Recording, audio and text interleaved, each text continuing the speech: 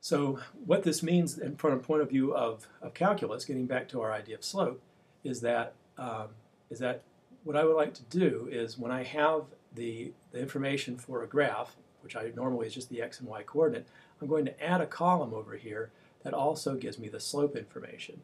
So for example, when x is 1, y is 1, right, we know, oh sorry, x is 1, y is negative 1. We know that from here.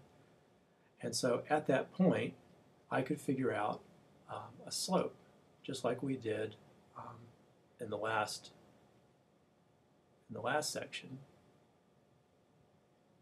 I can imagine that the curved object, I look just inside the circle, then the curve actually looks pretty straight right through there. So by extending that straightness out to a line, called the tangent line, I can figure out approximately the slope of the curve at that point. So the way I would do that is by thinking about 2 points. One of them is the point that's in the circle for sure, which is 1, negative 1. That's the x and y coordinate for the point.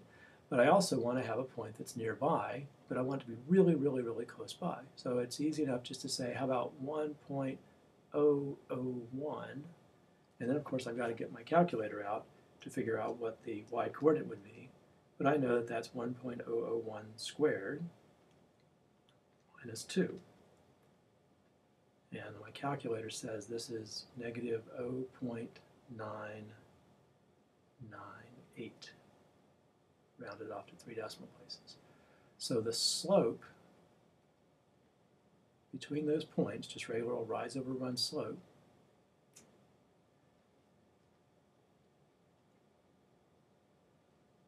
is negative 0.998 minus negative 1 divided by 1.001 minus 1. So again, that's the change in the y coordinates over the change in the x coordinates. And if you do that calculation, you get, again, I'll put approximately here because I did round this off to 3 decimal places, but it's approximately 2. So my slope here, I can say, is about 2. Maybe it's exactly 2, but my estimate there says about 2.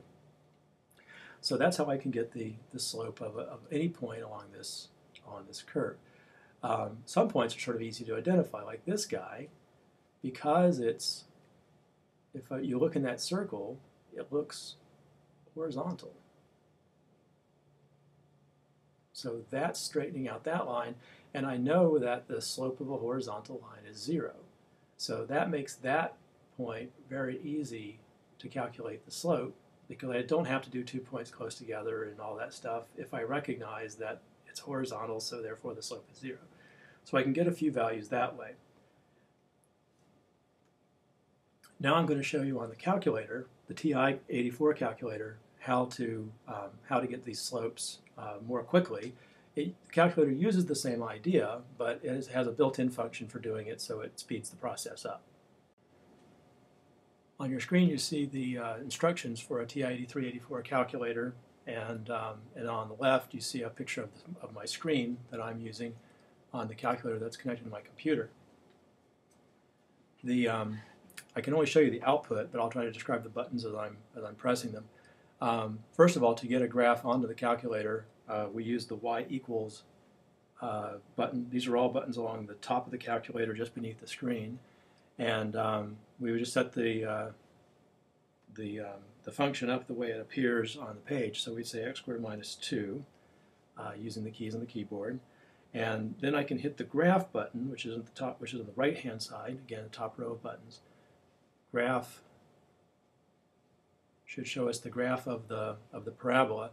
Now that's not a very good scale. It's easy enough to use the window feature to set the scale yourself, or you can use zoom to go back and forth. I would recommend that you just Google the window or zoom features for TI-83-84 to get instructions on those. Also, there are some instructions in the Tools for Success section of the MyMathLab site.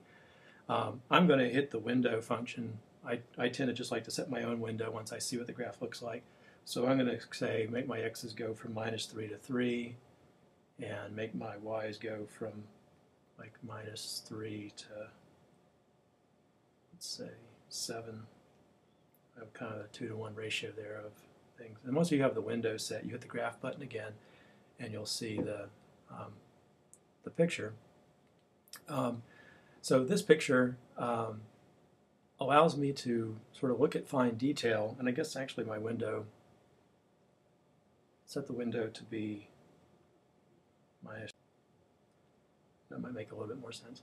Okay, so I kind of fill my screen with the graph. If there's a particular place where I want to find the slope on this graph, I can use the calc feature. Now, calc is the second function above the trace button. So second trace is going to bring up the calculus menu, and there are a number of things here that we might be able to use through the course, but the one I want to use right now is number 6. It says dy dx, and we'll talk about that notation in a minute.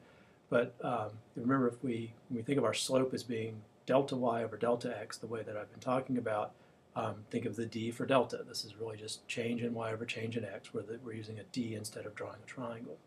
So if I choose that, it'll come back to the screen, and I'll have a trace point on here. And so I have two choices. I can either use my cursor to move to a point and hit enter, and it'll tell me the slope there. Or if I have a particular value in mind, which I do, like if I say I want x equals 2, I can just type the number 2 and hit enter, and it'll put the trace point at x equals 2 and tell me at the bottom right-hand side of the screen there that dy dx is 4. So in other words, it's telling me that right here the slope of the curve is 4. Now that means that I can continue to just hit calc 6 to get that dy dx, and now I can say maybe -2, and I'll find that the slope at -2, just hit enter, is -4. So I can use this feature to just move around the graph and get a whole bunch of different slopes for the curve.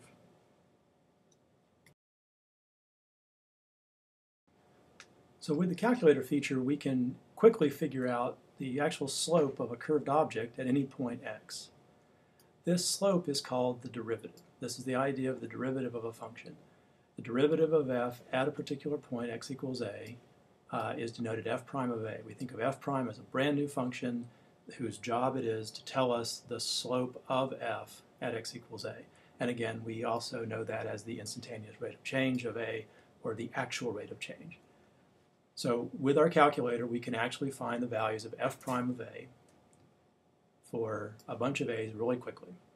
Now, the real goal of the first part of our course is to say that, is to look into the fact that when we have a nice formula for the function, in other words, this curve was defined by a really easy function, x squared minus 2, it's nice if we could figure out a formula, a nice algebraic formula for the derivative.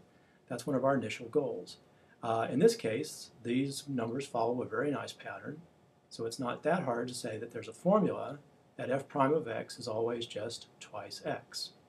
Twice -1 is -2, twice 2 is 4, and so on.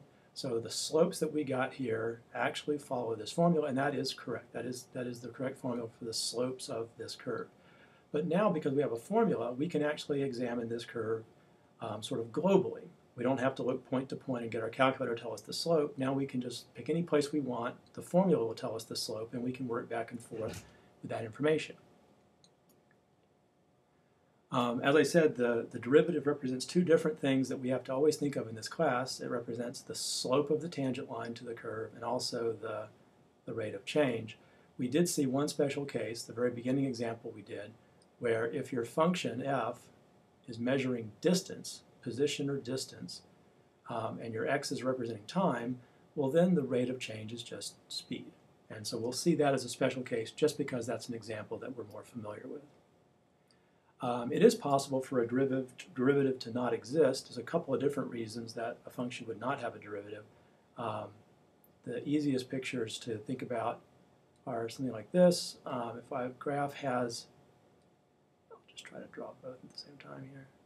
So at this point right here, the graph has a sharp corner. Okay? The sharp corner means that no matter how little I make the circle around that point, that graph will never look straight. And so there's not going to be a slope there, so therefore there's not going to be a derivative there. The other time you have a problem is when you have something like this, where the graph actually becomes vertical for a moment. So inside this circle, if the graph really becomes vertical, that's okay as far as it looking straight. The graph does look straight when it gets to that point. The problem is that the slope of a vertical line is undefined. So vertical lines don't have a slope. So there's two different reasons that we could have an undefined derivative. One is that you can't zoom in until it looks straight. The second is that once you zoom in until it looks straight, it's actually vertical. Those are the two problems. Our next section will be looking more closely at how do we find formulas for derivatives based on formulas for the original function.